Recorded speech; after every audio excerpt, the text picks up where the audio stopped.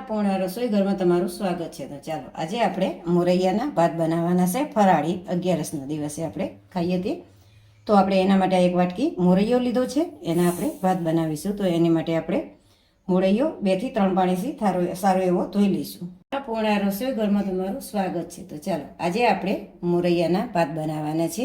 તો એની માટે આપણે એક વાટકી મોરૈયો લીધો છે, એને સારો એવો 2 થી 3 પાણીથી ધોઈ અને આપણે લઈ લઈશું. ચાલો સારો એવો આપણે 3 પાણીથી ધોઈ લીધો છે મોરૈયાના. હવે આપણે પાણી નાખીશું. તો આપણે એક વાટકી મોરૈયો લીધો છે, તો આપણે 3 વાટકી પાણી નાખીશું. 3 વાટકી કે 3.5 વાટકી નાખો તો પણ ચાલે. જો જૂનું હોય તો વધારે પીવે અને નવું હોય તો પાણી ઓછું પીવે. હવે આપણે આમાં મીઠું નાખીશું. આપણે ફરાળી મીઠું નાખીશું. આમાં સીધું મીઠું તમારા ટેસ્ટ પ્રમાણે તમે ઓછું વધારે કરી શકો છો. આ રીતે કાણાવાળું સીવું ઢાંકી અને આપણે આને કૂક કરી લઈશું. આપણે મીઠું નાખીશું એટલે આમાં થોડું ગલાવી અને હવે આવા થવા દઈશું.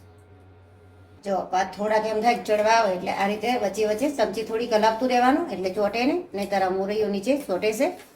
તો હવે આપણે થોડુંક એની અંદર ઘી નાખીશું. એનાથી સ્મેલ સરસ આવે છે ને ભાત પણ સરસ બને છે.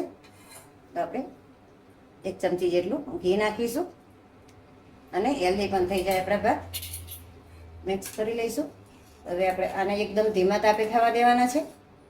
જો ભાત થઈ ગયા છે અને ભાત થઈ જાય તો આ રીતે ઉપર નીચે કરી લેજો, એટલે નીચે ચોટે નહીં અને પાણી જેવું રહે નહીં ઉપર. ભાત સરસ થઈ ગયા, થોડીક વાર રહેશે એટલે સરસ એવા સીધી અને થઈ જશે.